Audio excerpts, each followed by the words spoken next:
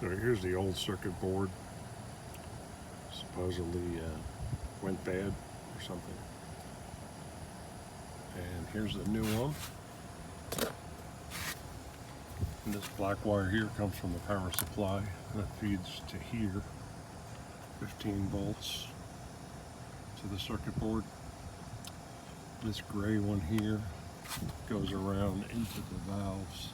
I'm assuming that indicates position so we can do the cycle. And this one here is the motor that has a tiny little cog on it that attaches to this big flywheel here, which moves the valves in and out to run these different cycles through the black tube, the garden hose, combinations of those. And then try powering it on.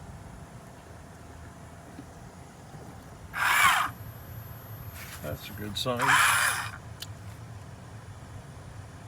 And from what John tells me, it's supposed to find its way on that, with that little wheel.